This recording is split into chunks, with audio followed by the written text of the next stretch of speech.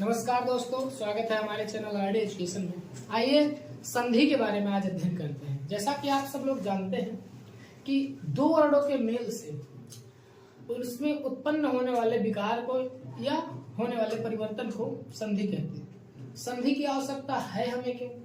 क्योंकि संधि और समास इन दोनों का काम है संक्षेपीकरण। क्या काम है? संक्षेपीकरण, अर्थात दो या दो से अधिक वर्णों का। इसमें क्या होगा? दो वर्ण होंगे, स्वर या व्यंजन हो जाए, विसर्ग हो जाए, तो उनको मिलाने से उनको हम संक्षेप में कर देते हैं, तो उस प्रक्रिया को हम संधि कहते हैं। संधि की यही आवश्यकता है कि ज्यादा बड़े शब्दों को हम छोटे शब्दों में लिख सकें। संधि कहते किसे हैं? दो वर्णों के मेल से उत्पन्न होने वाले परिवर्तन को संधि कहते हैं। संधि के भेद कितने होते हैं? तो संधि के मुख्य रूप से तीन भेद होते हैं: स्वर संधि, व्यंजन संधि और विसर्ग संधि। ठीक है, अब आइए जानते हैं स्वर संधि किसे कहते हैं। स्वर का स्वर वर्णों से मेल होने पर, फिर से ध्यान देंगे, स्वर का स्वर वर्णों से मेल होने पर जो भी परिवर्तन होता है, जो विकार उत्पन्न होता है, उसे हम स्वर संधि कह देते हैं। व्यंजन संधि में देखेंगे तो इसमें व्यंजन का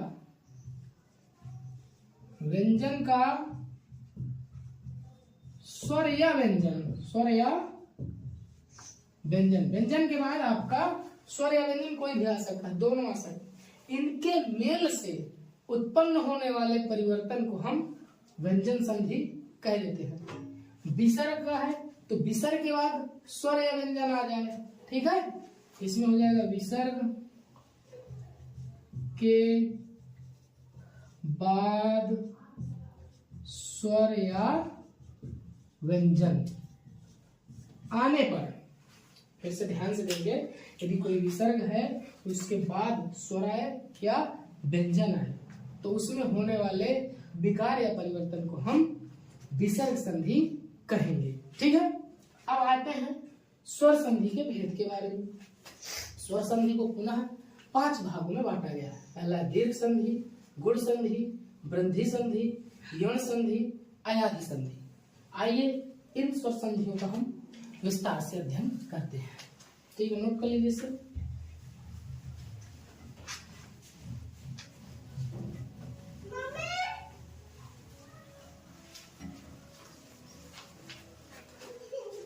है भैया, दीर्घ संधि पहली है हमारी दीर्घ संधि। इसका सूत्र होता अकह सवर्णे दीर्घ।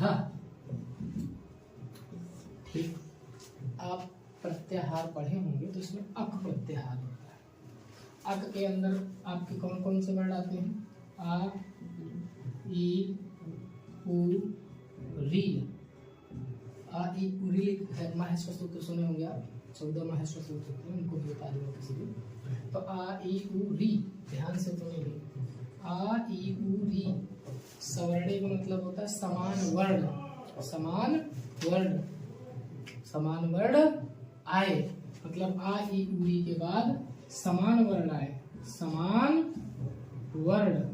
आए। यहाँ पे एक चीज और देख लेना, ह्रस्व या दीर्घ कहने का मतलब आ, ई, उ, री के बाद आ, ई, उ, री आ जाए सेम, या बड़ा आ जाए, बड़ी ई आ जाए, बड़ा उ आ जाए और बड़ी री आ जाए। आ, ई, उ, री आए तो दीर्घ हो जाता है। दीर्घ माने बड़ा वाला, बड़ा आ बन जाएगा, बड़ी ई बन जाएगी, बड़ा उ बन जाएगा, बड़ी री बन जाएगी। आइए उदाहरण के साथ आसानी से समझते हैं। हाँ, आइए दीर्घ संधि के कुछ उदाहरणों की सहायता से इन्हें आसानी से समझते हैं। जैसे धर्म धन अंध बराबर धर्मांध। देखिए इसमें बना क्या, धर्म में छोटा माँ है धर्म में माँ में छोटा आ है और अंध में आ है, तो आ और आ मिलके बड़ा आ बन गया है, जो धर्मांध बन गया है, ये बन गया है। धन धनर्थी, इसमें भी छोटा आ है और इसमें भी छोटा हो चाहे छोटा, दोनों मिलके बड़ा आ बन जाएगा, धनार्थी बन गया। हिम धन आलय हिमालय, तो हिम में छोटा आलय में बड़ा, यहाँ पे छोटा प्लस बड़ा, ये मिलके फिर से बड़ा आ बन गया हिमालय। परीक्षा, तो इसमें देखिए बड़ा आ है, इसमें छोटा है, बड़ा आ प्लस छोटा, ये दोनों मिलकर बन गए हैं बड़ा परीक्षार्थी। तथा धन अपि बराबर तथापि, तथा में बड़ा है, अपि में छोटा है, तो दोनों मिलकर बन गए हैं तथापि। ठीक है, आगे देखेंगे। होत्र धन ऋकार बराबर होत्रिकार, बड़ी री बन गई है यहाँ पे री की मात्रा है और यहाँ ऋषि है, दोनों मिल करके बड़ी री बन गया। मातृधन ऋणम, ये बन गया मातृणम। ठीक, आगे देखते हैं। ये है कवि धन इंद्र कविंद्र, यहाँ पे कवि में छोटी ई है, क्या है कवि में आप देखेंगे ये वाले में छोटी ई है प्लस इसमें भी छोटी ई है। ठीक, तो ये बन गई है बड़ी ई। रवि धन ईसा, तो रवि में छोटी ई है और प्लस ईसा में बड़ी ई है, तो ये बन गई है रवि ईसा, बड़ी ई बन गई है। ठीक, नदी बड़ी है, इसमें भी बड़ी है, दोनों मिलकर बड़ी ई बन गई है। भानुधन उदय, इसमें छोटा हो इसमें भी छोटा हो, दोनों मिलकर भानुदय, बड़ा ऊ बन गए हैं। यहाँ पे लिखे दे रहे हैं छोटा ऊ प्लस छोटा ऊ बन रहे हैं बड़ा ऊ। सुधन उक्ति बराबर सूक्ति, सुधन उक्ति बराबर सूक्ति। भूधन ऊर्जा बराबर भूर्जा। ठीक है, इस प्रकार से आपने देखा दीर्घ संधि के बारे में। आइए जानते हैं गुण संधि के बारे में। हाँ, गुण संधि का बारे में जानते हैं। गुण संधि होती है आद गुण, इसका सूत्र होता है आद गुण। इसका मतलब क्या है, आ या बड़ा आ के बाद ई आए या बड़ी ई आ जाए, छोटा हुआ है बड़ा हुआ आ जाए, री आए या फिर लली आ जाए, तो ई आने पर ए हो जाता है, ऊ आने पर ओ हो जाता है, री आने पर अर, री आने पर अल हो जाता है। कहने का मतलब इनका गुण हो जाता है ए ओ और अल, क्रमशः बन जाते हैं। ठीक, जैसे नर धन ईसा, नर धन ईसा, तो होता है नरेशा, तो नर में छोटा है, इसमें बड़ी ई है। आ ये वाला सबसे शुरू में होना चाहिए, छोटा आ जाए, ये देखिए इसमें भी इसमें भी इसमें भी है, या फिर बड़ा आ जाए। ठीक, इनके बाद ई उ री में से कोई आए तो ए ओ औ ए ओ और अल हो जाता है। ठीक है, अच्छा जैसे सुर धन ईसा बराबर सुरेशा, यहाँ पे ए हो गया है। हित धन उपदेशा, तो यहाँ हितोपदेशा हो गया, यानी कि ऊ का ओ बन चुका है, तो हितोपदेशा।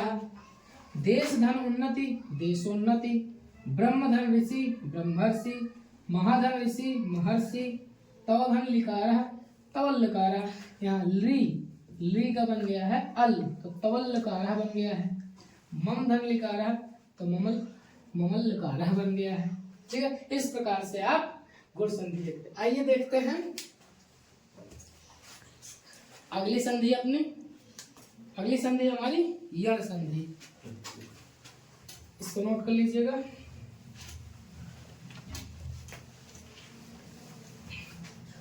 अगली है हमारी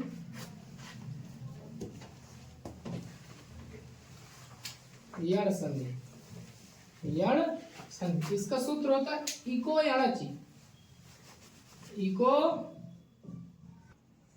हाँ, आइए देखिए यण संधि क्या होती है, इसका फार्मूला होता है इको यणचि।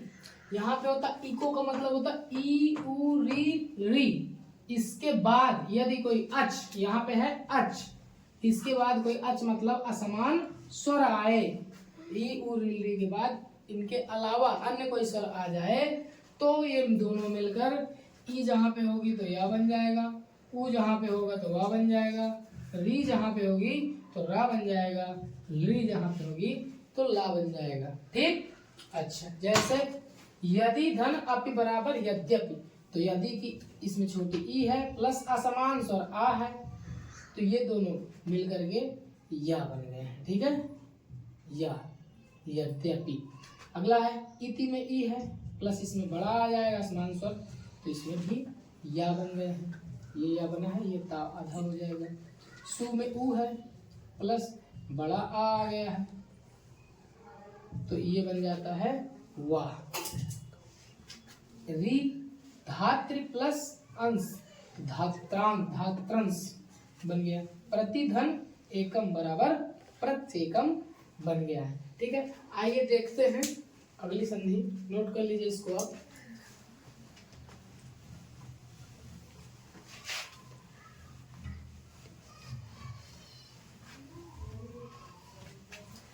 अगली संधि आपकी वृद्धि संधि।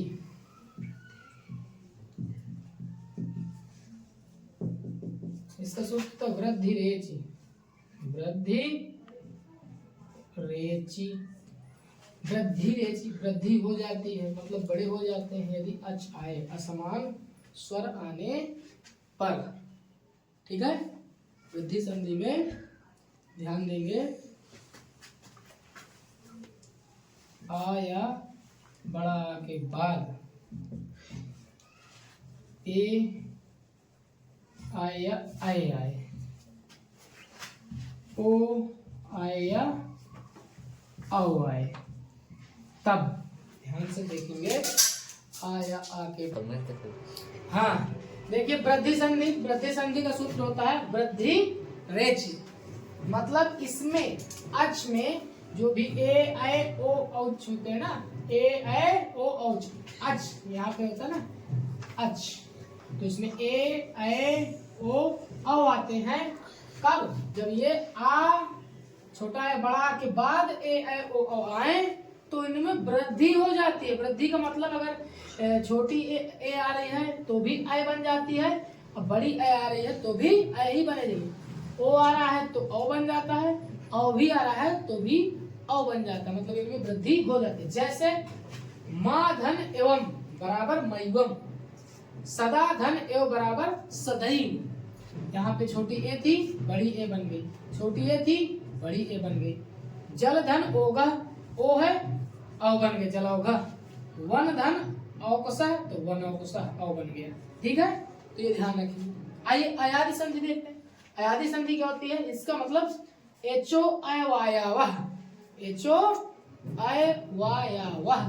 जैसे ए अय या ओ औ के बाद कोई असमान स्वर आए, ए अय या ओ औ के बाद कोई असमान स्वर आए। यहाँ ध्यान देंगे, यहाँ शुरू में छोटा और बड़ा पहले शुरू में था, इसमें असमान स्वर बाद में आएंगे। ठीक है, ई ऊ भी आ सकती है, छोटा बड़ा भी आ सकता है, यहाँ बाद में।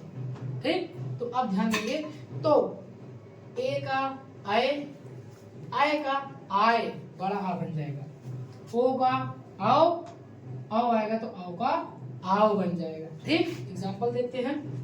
से धन अनम बराबर सयनम, यहाँ पे अय बन गया सयनम। ए धन आ बराबर अय। नई धन अक बराबर नायक, बड़ी अय थी तो इसमें बड़ा आ बन गया, बड़ा आ नायक। पो धन अन बराबर पवन, छोटा आ था तो औ बन गया पवन।